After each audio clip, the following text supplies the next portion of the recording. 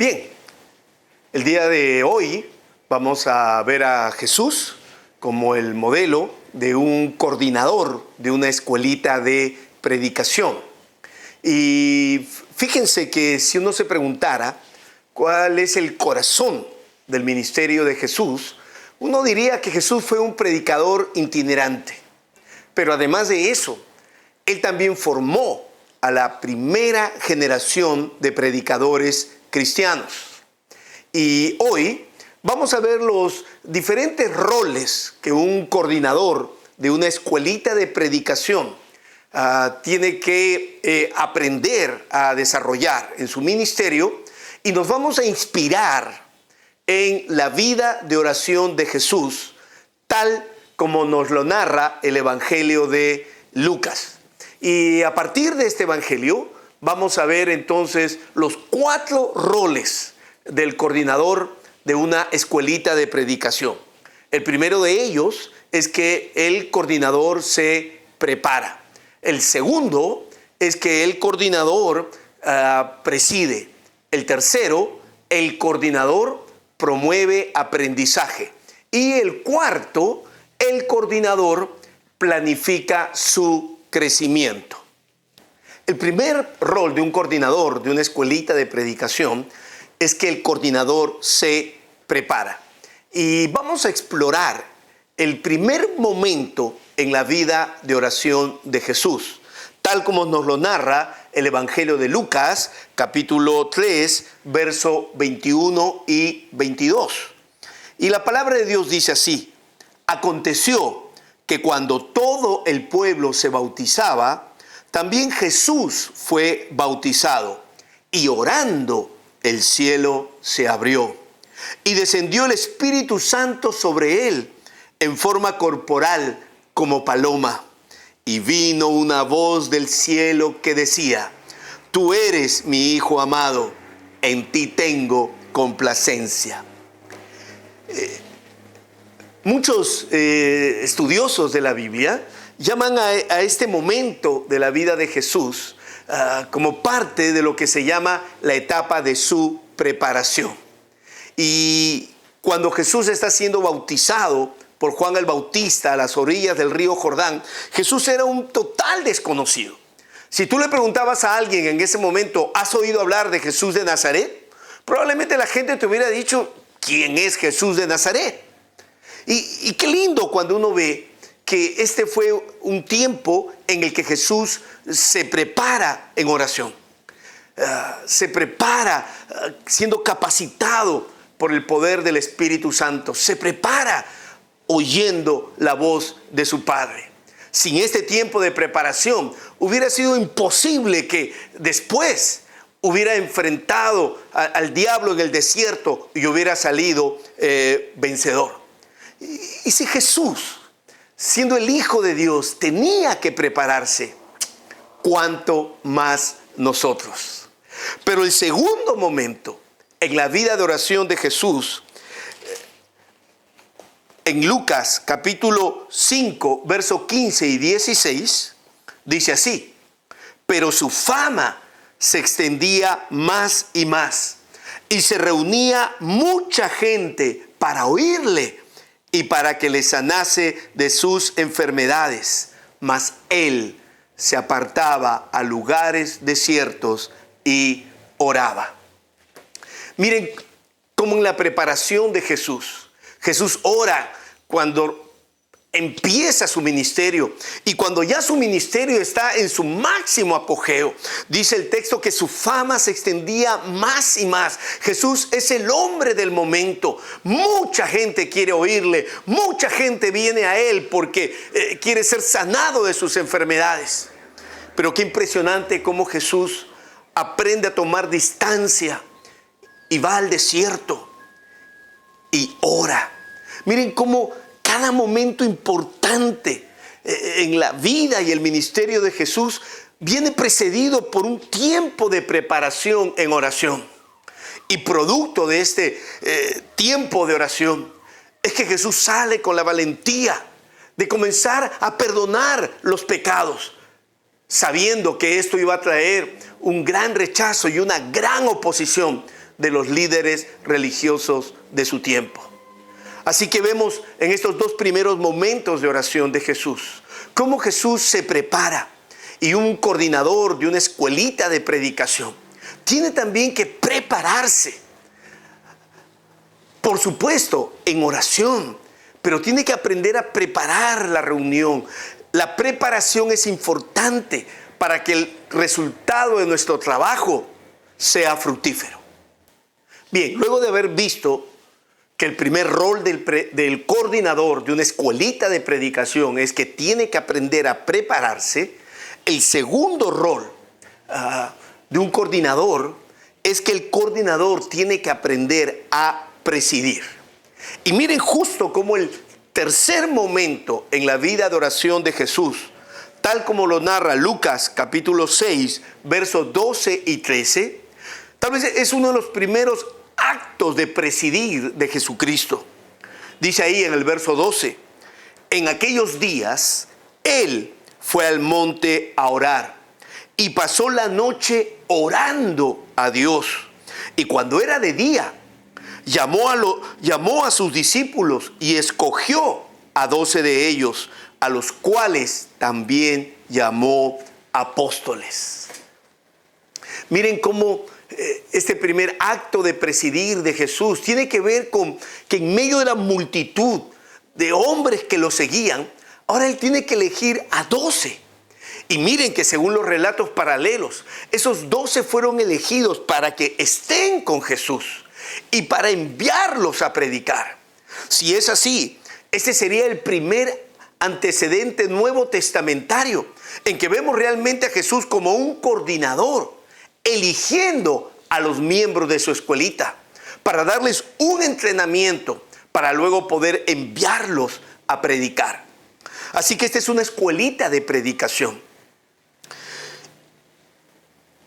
Y parte de este entrenamiento es enseñarte a presidir. Y una de las primeras cosas que vas a tener que hacer como coordinador es lo mismo que Jesús hizo: elegir quiénes van a ser los miembros de tu escuelita. Y qué lindo que el presidir de Jesús fue un presidir en una atmósfera de oración. En una atmósfera de oración. Dice el texto que antes de hacer esto, Él subió al monte y pasó toda la noche orando a Dios. El cuarto momento en la vida de oración de Jesús es el que nos refleja tal vez uno de los momentos más difíciles cuando uno preside o dirige a un grupo de personas. Y lo narra Lucas capítulo 9, del verso 28 en adelante. Dice ahí la palabra de Dios: aconteció como 8 días después de estas palabras que tomó a Pedro, a Juan y a Jacobo y subió al monte a orar. Y entre tanto que oraba, la apariencia de su rostro se hizo otra y su vestido blanco y resplandeciente. ¿Saben qué es lo más difícil de presidir? Aprender a resolver conflictos. Y el texto que hemos leído conecta a este tiempo de oración en el monte de la transfiguración con algo que pasó 8 días antes. ¿Y qué había pasado 8 días antes? Había habido una confrontación, una discusión entre Jesús y los miembros de su escuelita. Y no se habían puesto de acuerdo en torno que si era sabio o no era sabio que Jesús tomara la decisión de ir a Jerusalén, porque ya las autoridades religiosas veían a Jesús como alguien peligroso y probablemente lo capturarían, lo juzgarían y tal vez lo condenarían a muerte, como realmente ocurrió. Y hay una discrepancia porque los discípulos quieren desanimar a Jesús para que vaya a Jerusalén. En cambio, Jesús dice que para eso el Padre lo envió, para tener que ir y morir por los hombres.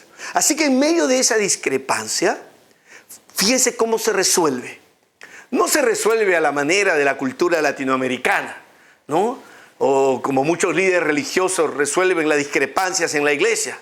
aquí se hace lo que yo digo y al que no le gusta, allá está la puerta. No, las discrepancias en el reino de Dios no se resuelven de manera autoritaria.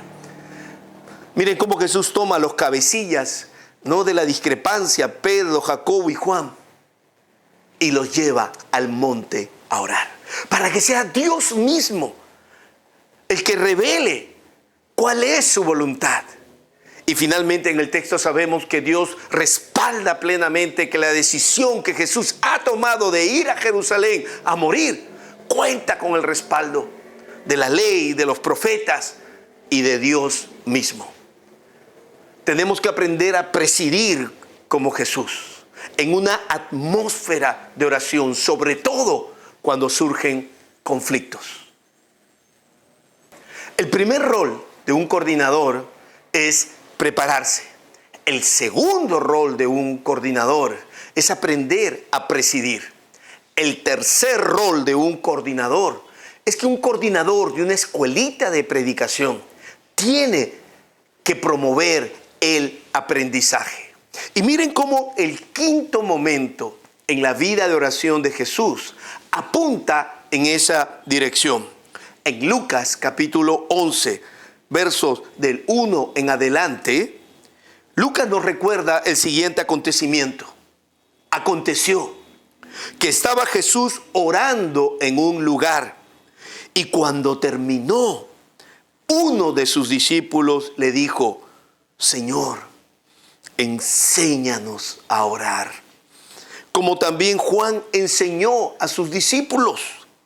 Y les dijo: cuando oréis, decid: Padre nuestro que estás en los cielos.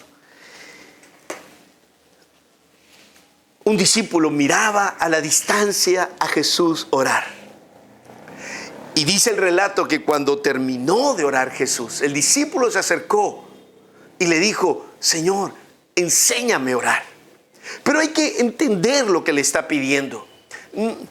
No es que este judío piadoso, discípulo de Jesús, no sabía orar. Él sabía orar, lo había practicado desde pequeño. Sabía todas las formalidades que demanda la oración. Pero cuando él veía a Jesús orar, él veía que algo pasaba que no pasa cuando yo oro.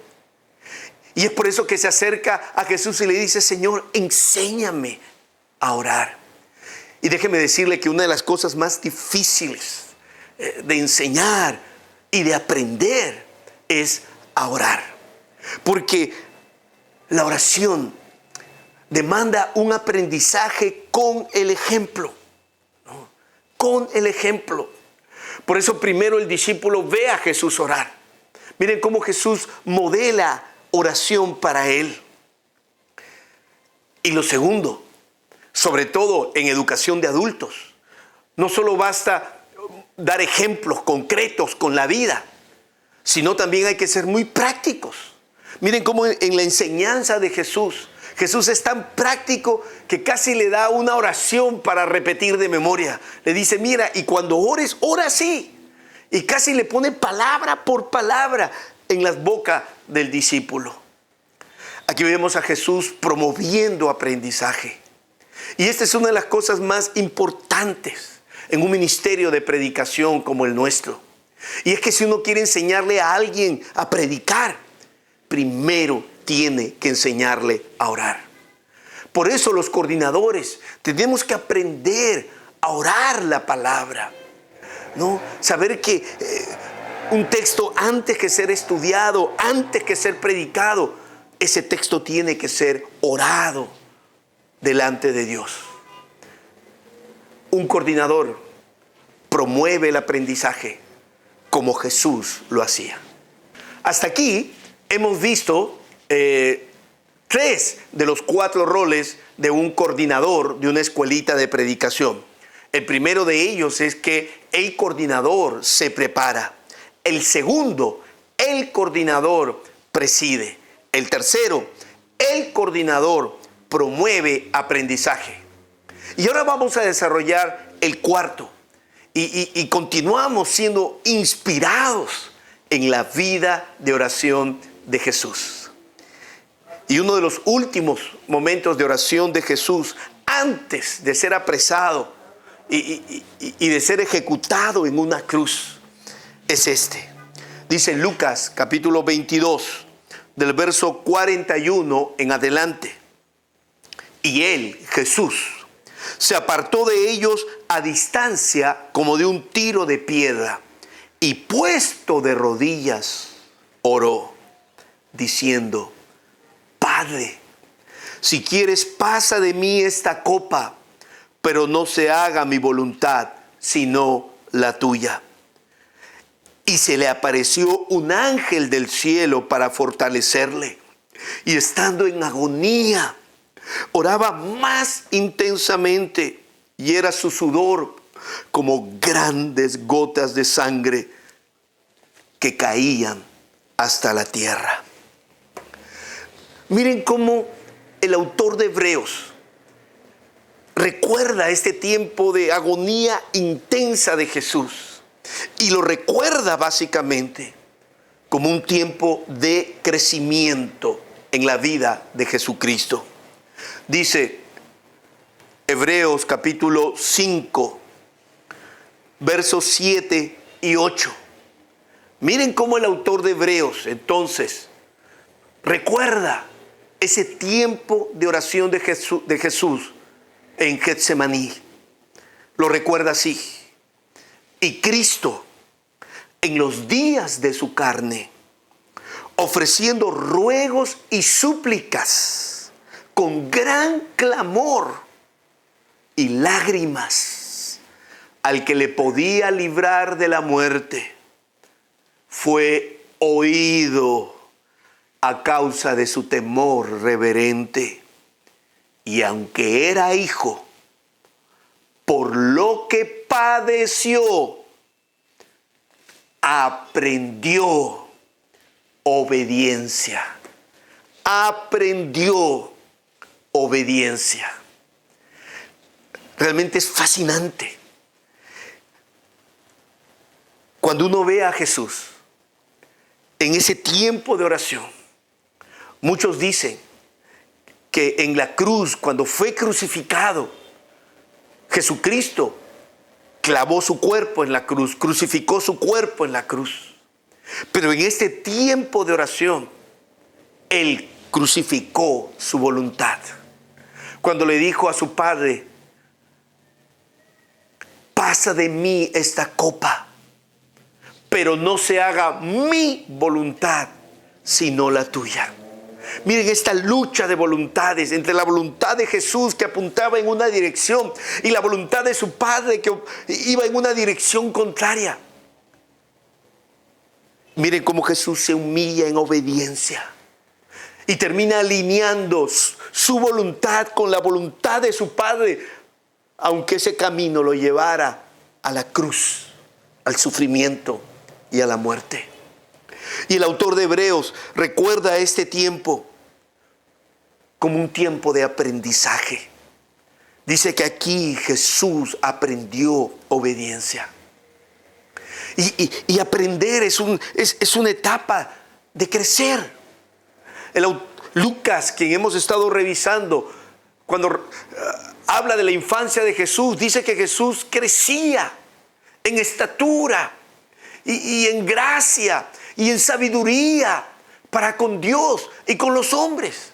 Sí, seguramente en algún momento Jesús dejó de crecer en estatura, pero ¿sabes qué? Nunca dejó de crecer en gracia para con Dios y en sabiduría para con los hombres. Y si Jesús, su vida fue de un constante crecimiento, ¿cuánto más nosotros como coordinadores de una escuelita de predicación no necesitamos también planificar nuestro crecimiento? Y una de las áreas más difíciles de crecer es crecer en obediencia, sobre todo cuando ese crecimiento implica sufrimiento. Así que este cuarto rol de un coordinador también lo vemos reflejado en la vida de Jesús. Tenemos que concluir. A partir de la vida de oración de Jesús, tal como nos la narra el evangelista Lucas, nos hemos inspirado para ver los 4 roles de un coordinador de una escuelita de predicación. Hemos visto cómo el coordinador se prepara. Hemos visto cómo un coordinador preside. Hemos visto cómo un coordinador promueve aprendizaje. Hemos visto cómo un coordinador planifica su crecimiento. Y estos fueron 4 aspectos claves en la vida y el ministerio de Jesús. Y para eso nos hemos reunido en este tiempo de capacitación, para capacitarnos en cada una de estas áreas. Así que para terminar, ¿qué tal si oramos juntos un momento? Señor, cada día quiero ser como tú, en todas las áreas de mi vida y en la manera en que te sirvo. Gracias por la oportunidad de seguirte. Aún también en esta tarea que apasionaba tu vida, predicar y formar predicadores. Enciende esa pasión por tu espíritu en mí. Permíteme ser como tú cada vez que tengo que prepararme, cada vez que tengo que presidir, cada vez que tengo que promover aprendizaje. Cuando planifico mi crecimiento y el crecimiento de los participantes de mi escuelita. En el nombre de Jesús. Amén. Gracias por ver y escuchar esta reflexión. Ahora a continuación vas a recibir unas preguntas y esperamos que al responderlas puedas profundizar lo que hemos aprendido aquí. Que Dios te bendiga. Gracias.